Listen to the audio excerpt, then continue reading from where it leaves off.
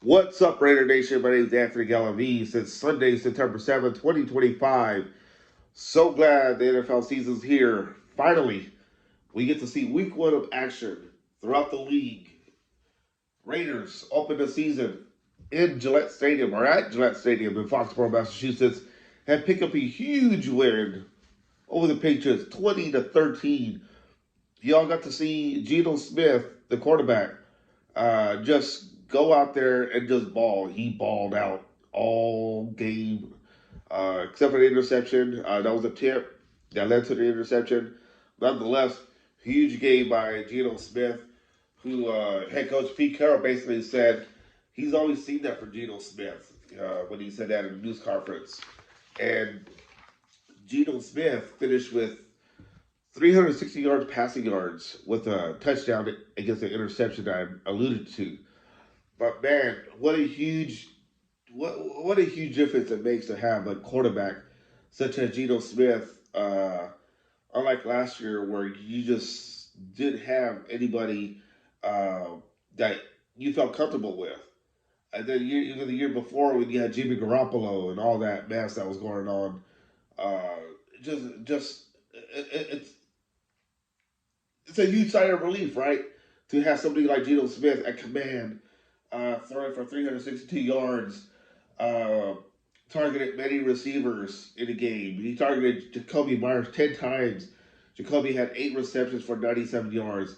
Tight end Brock Bowers, he was targeted 8 times for what do you call it? He had 5 receptions for 103 yards. All throughout, the Raiders contributed. Even the defense. I've been harping on the defense for the longest time, and my concern was the secondary. What's going to happen there? Who's going to step up? That was my concern. And Pete Carroll said all along he loves playing young players. Isaiah Bell stepped up. His interception was the reason why the momentum shifted over back to the Raiders. Because earlier on, when the Raiders had a 7-0 lead, it looked like the Raiders were going to add more points on the scoreboard. Because they're either going to get a touchdown or a field goal. But the interception cost them. Thus, later on, the Patriots capitalized and scored a touchdown themselves. Can't remember if it was, let's see here, yes, a touchdown. The Patriots took a lead later on, 10-7 lead. But the Raiders' defensive backs, I was very, very concerned with. Because you just did, like, I didn't have any confidence in them. Yes, it's week one, but the defense stepped up. Look at the defensive line. Look at Mac Crosby, Tyree Wilson, Malcolm Coots. They stepped up. I mean, you expect it from Mac Crosby, but Tyree Wilson, I read a lot of comments about Tyree Wilson, how many of you just didn't know what to expect from him. A guy who was drafted high and looked like he's coming on. Finally, looked like he's coming on today. The Raiders finished with 4 sacks. Tyree Wilson had one. Malcolm Coots, first game back in about over a year, he gets a sack. Jonah Lalu gets a sack as well, and of course Max Crosby. Um, I mean, it says a lot. Then look at pass deflection here. Kyle Blue County had one pass deflection. Let's see. Yeah, Booker with another. Crosby with one, but and then you also had Kuz who forced a fumble. If you get pressure from the guys up front, like Malcolm Kuz, it's going to help the secondary a lot. It's going to be less pressure for them. Earlier on, I was like wondering why are they leaving the receivers wide open? It was bad, in the first half. But the second half adjustments by Patrick Graham and staff on defense changed everything big time. And that's something that the Raiders need moving forward is to have consistency. You can't have one good game and then have a drop off the next game. And we all seen that before, where there's one good game and then suddenly it just dropped, the next game and so forth. And you cannot have that. And I doubt you're going to see that this year with Pete Carroll because Pete Carroll already established himself as a coach that knows how to get it done.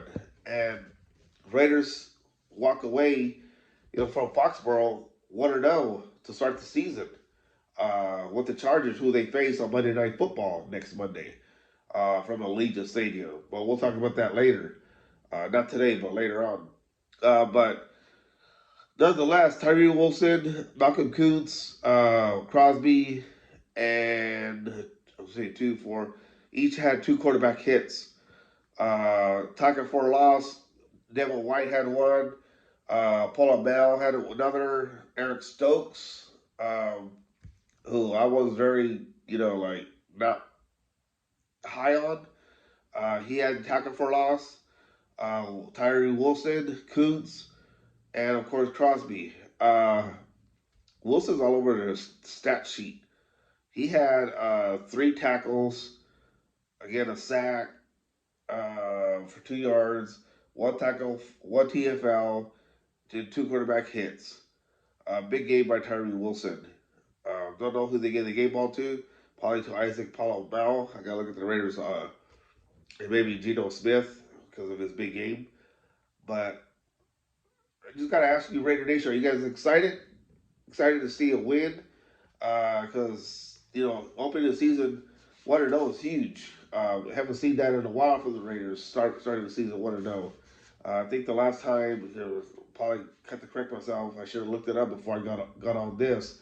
But I think it was 2021 or 2022 when they played the Baltimore Ravens and beat them at Allegiant Stadium in a high scoring game, which I was there for. It was so quiet. I mean, not quiet. It was really loud at Allegiant Stadium.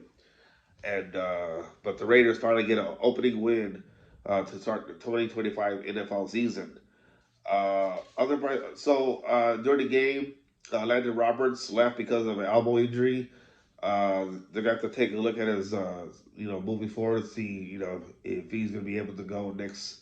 Got all week to figure that out. So the Raiders are hopeful that he'll be okay. Definitely fine with Brock Bowers, who had a knee injury, but in a news conference, Pete Carroll mentioned that he wanted to go back in, but trainers told him no. And then Tom Pelissero of NFL Insiders or NFL Network talked to Brock Bowers, who told him that he's fine. So there's no issues moving forward with Brock Bowers. So that's good news because you need Brock Bowers, with this type of offense under Chip Kelly. And Michael Barrett had a pretty decent game. I mean, he stepped up. And Pete Carroll mentioned during the news conference, which is kind of like raised my eyebrow a little bit. He said that they have no number twos; they all have number ones. So he looks at Bowers and Bear as number one tight ends. I think he's always also mentioning like others like their ones too as well.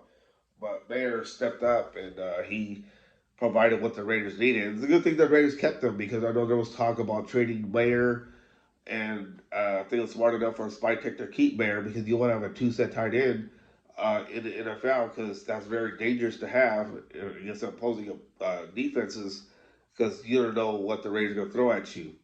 Um, I'll just talk about not having a number one receiver, including myself. I felt that the Raiders needed a number one receiver. I know it's still early on, and I still feel that way, but possibly, I mean, Dante Thornton Jr. He that one long pass by Gino Smith. I think it was fourth down. It was a fourth down. I can't remember what it was, but that pass went for 36 yards. So Dante Thornton finished with 2 receptions for 45 yards. He was targeted 4 times. So Thornton stepped up. Jack Beck got his first reception too for 23 yards.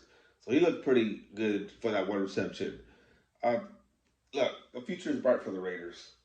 Um, Now, there's always areas of concern that you want to talk about, and I talked about the quarterback situation, and there were no issues there today because the Raiders front, the pass rush stepped up. They made Drake May life a somewhat of a hell, so to speak. Drake May was 30 of 46 for 287 yards for a touchdown and he has an interception. His quarterback rating was 80.6. Don't think I mentioned Gino Smith. Quarterback rating was 102.8. So pretty impressive start for Gino Smith uh, for the Raiders. Trying to go through the stats real quick. Let's see, total net yards for the Raiders. They have 389 yards. Patriots 336. Uh, the Patriots were held to 60 yards rushing. So, all in all, though, it was an impressive win for the Raiders. Going into a rainy situation in Foxborough, playing the Patriots in the season opener, and just wondering how you guys feel about this win. Feeling good about it. Moving on, moving forward. Uh, let's see here. Total first downs. That's one thing, one area I missed, I believe. Total first downs. I'm looking at the game book here. That's why I'm just scrolling the paper. Total first downs. Raiders had 21 first downs. Patriots 18. Third down efficiency. The Raiders were 5 of 13 for 38.5%. Fourth down efficiency, 1 for 1 for the Raiders. Third down efficiency for the Patriots. Good job on the Raiders defense. 4 of 14. That's 28%. Third down efficiency for the Patriots. So I don't know what else to say. I've already gone 11 minutes on this, talking about the Raiders season opener. Um, Hoping to get this up before the end of the 1 o'clock games. I got to go through the Raiders photo gallery so I can use part of it and credit those guys who shoot good shots. But time of possession, Raiders 29 minutes 55 seconds, and the Patriots 30 minutes 5 seconds. So there you have it. Raiders victorious in the season opener, beating the Patriots in Foxborough from Gillette Stadium, 20-13.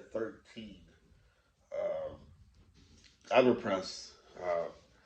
This is a good start, and it's a long season, but at least Raiders have got off to the right start. And I'm just curious, what you guys think? I'm posing this question to you guys now. How do you guys feel about this win? I need to know. I'm gonna read the comments. I will reply in the comment section. But let me know how you guys feel about this win. Are you guys holding your breath? Are you guys like optimistic moving forward after seeing this? Especially seeing the defensive backs and how they played. Because like I said, Isaiah Bell, his interception changed the momentum for the Raiders, and the Raiders just took off from there. So there you have it. Again, my name is Anthony Galaviz. Hit the like and subscribe button. I'll also post some videos from the news conference from today. So watch for that. Again, thank you very much, and thanks for watching.